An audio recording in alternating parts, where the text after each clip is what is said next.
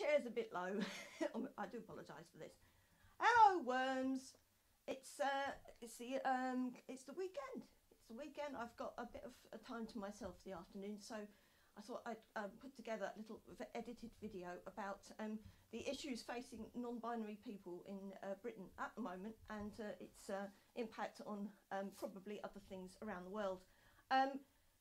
Somebody's already done the potato thing, the Miss Potato Head thing, or the potato head thing, or whatever you want to call it. So I'm not going to go over that, but I think it's quite funny. I've always liked the potato heads, and I always used to like getting all the bits of plastic and sticking them in carrots and all sorts of other vegetables and things, which is a bit of a waste of food, and it's not ethical, but there you go. The other thing was that I was going to talk about the census.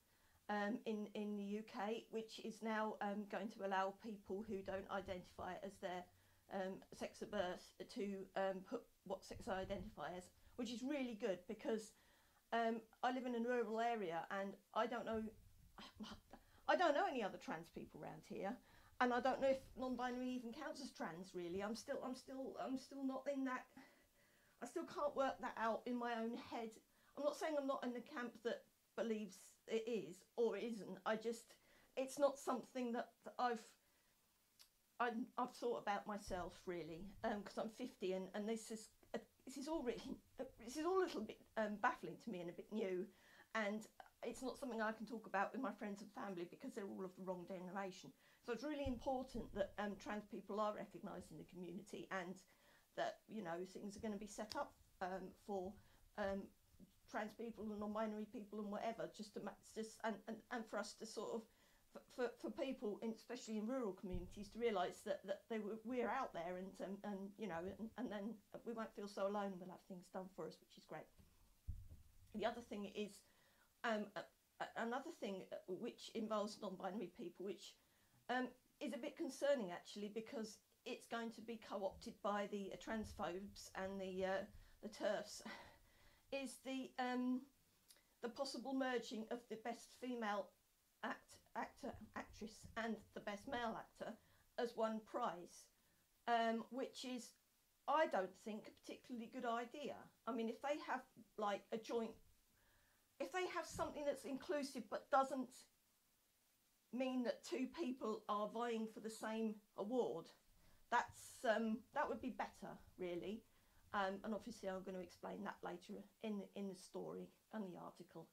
And it's to me, it's not a great idea. It's gonna have a horrible backlash, and it's going to cause a lot of upset. And quite frankly, us NBs could really do without that kind of bollocks at the moment, because, you know, we already get a lot of bollocks, and really that's just a little bit more bollocks that we don't need. So just leave the Oscars alone, leave the film rights, and, you know, leave the film awards and things alone, or any other awards, really.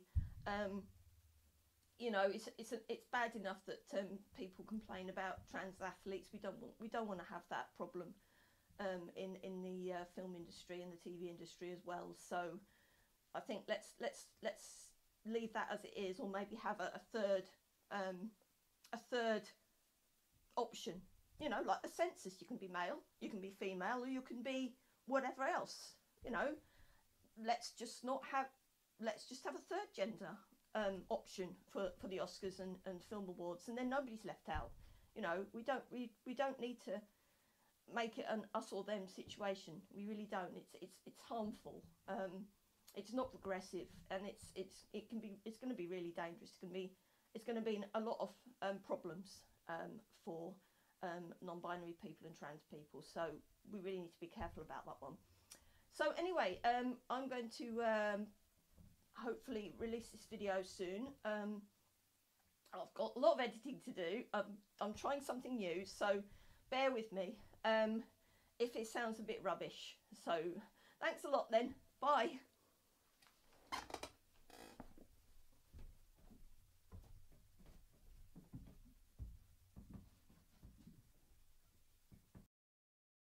What is the census and how does it work? The census is a count of all people and households in Wales and England, which takes place every 10 years. Scotland's census, which is run separately by National Records of Scotland, has been postponed by a year to March 2022 because of coronavirus. The census is the only exercise that provides a detailed snapshot of the whole population and is unique because everyone in the country answers the same questions in the same day. People are asked about who was in their home overnight, as well as details of jobs, education and ethnic background. These findings mean that central and local government can use resources effectively for things like housing, education, health and transport. The Census Act 1920 makes it compulsory for everyone in England and Wales to take part in the census. The 2021 census for England and Wales will be predominantly online for the first time. This is an article from the BBC website, dated the 14th of February. I only just found this today, and it's quite an interesting one. It says, Census 2021, England and Wales gender question, a good first step. I'll read you the article and I'll explain afterwards why it's a good thing. Inclusion of a question on gender for the first time in the UK census has been welcomed as a good first step by some in the transgender community. The voluntary question in the 2021 survey reads, is the gender you identify with the same as your sex registered at birth? People over 16 can tick yes or no and specify their gender identity. The Office for National Statistics, which will run the census on the 21st of March, said the details were clearly needed. Owen Hercombe, 23, is the Mayor-elect of Bangor and is due to take over the position in May. They said they would fill in the form to say non-binary agenda. I think it's great that we can finally put our real genders on the census, they said. I do see this as a token gesture from the government, but at least it's a single step in the right direction, and I, for one, look forward to putting my real gender on the census. Owen said more change was needed. As nice and validating as that will feel for us to do, it really is only the tip of the iceberg for what the government can do. We need to be able to put genders other than M or F on our passports, and they need to improve the access to gender identity clinics, as well as moving towards legal gender self-ID. Moreover, they need to reword the 2010 Equalities Act to unambiguously include non-binary identities as protected characteristics. They also want younger respondents to be able to answer the question.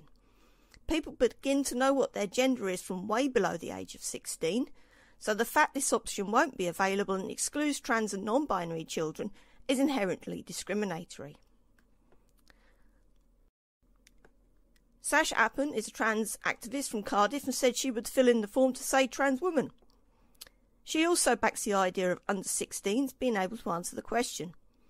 I definitely think it should be available to under 16s because people do transition under that age, she said.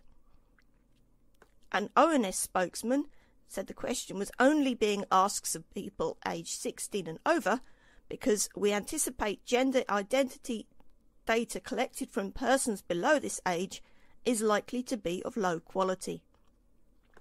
He said this was partly due to the likelihood of the information being supplied by a parent or guardian. He said the key data need for gender identity was for information on those 16 and over. Ms. Appen welcomed the addition of the question. It's a good first step forward, definitely, and is much needed. It's very important because of the way it's very important. At the moment, we don't have any kind of definitive stats in any way. It is especially important when it comes to things like NHS funding. She said the length of time trans people were kept waiting to be seen at NHS gender clinics was not humane. At the moment, non-binary people don't have legal recognition in law, which makes it difficult for them to navigate society, because when your gender identity doesn't match your ID when you're misgendered, it can make interactions with our mostly cis heteronormative society difficult, to say the least, she says. Having an idea of how many trans people there are in the UK will give an idea for people who do control funding, and hopefully they'll allocate more. She says she disclosed her sexuality on the previous census.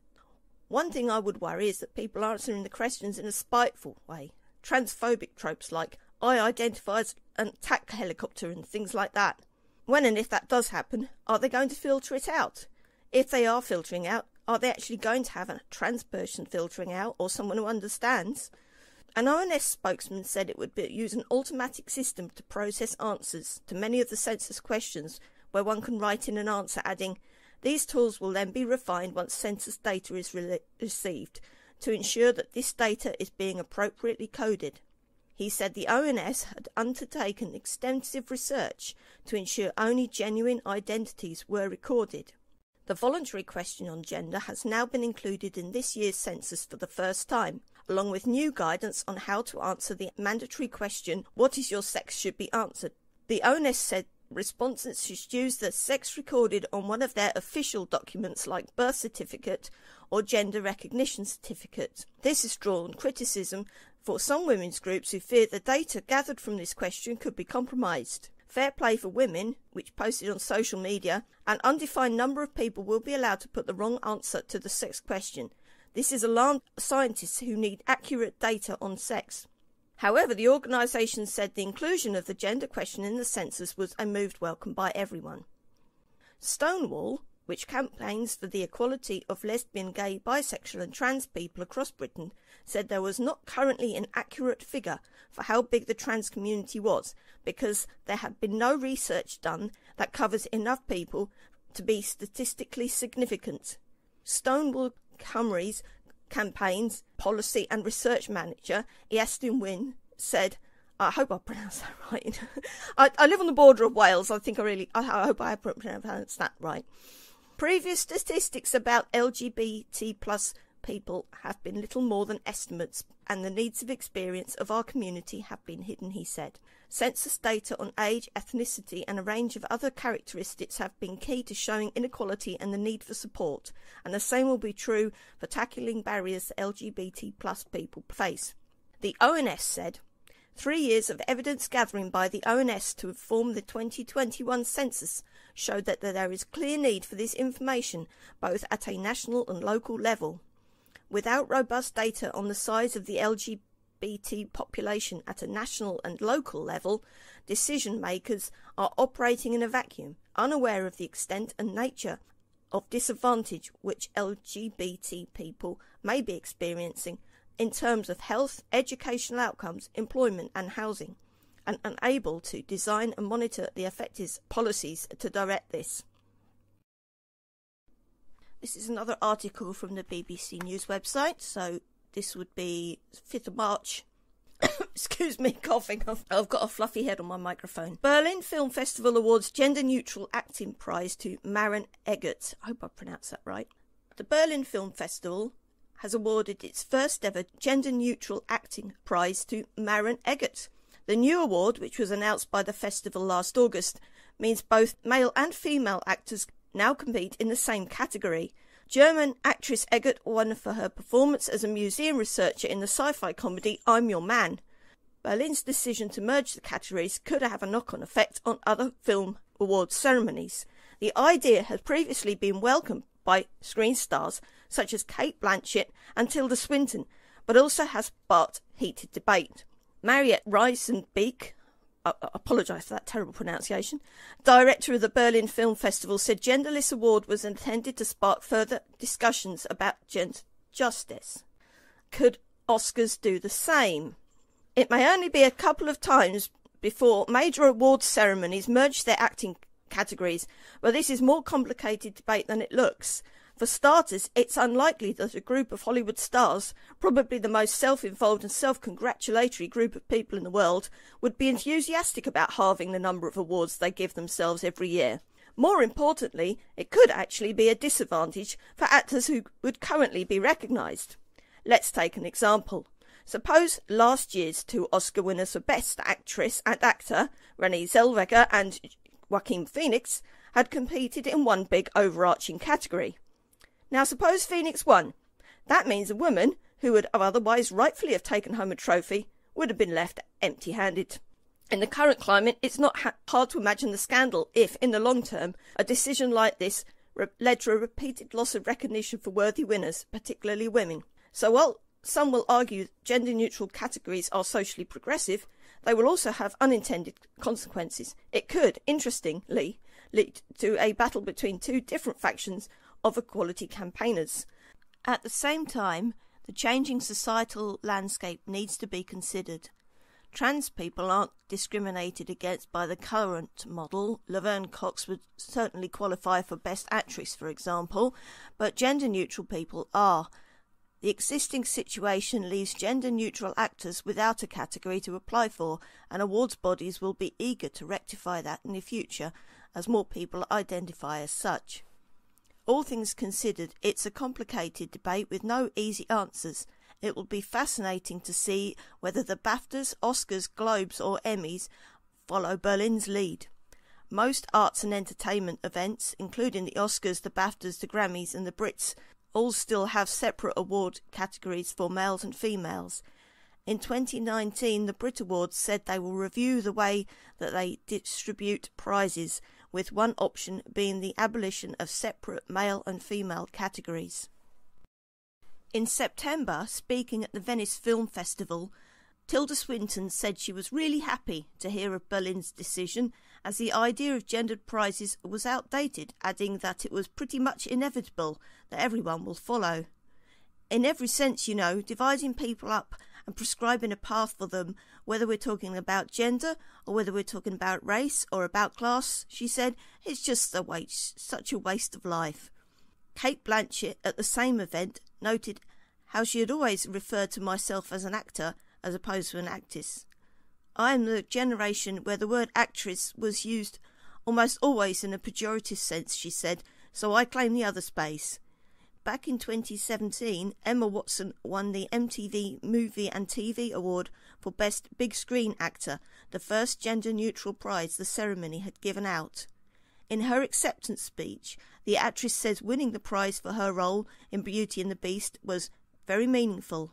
To me, it indicates that acting is about the ability to put yourself in someone else's shoes, and that doesn't need to be separated into two different categories.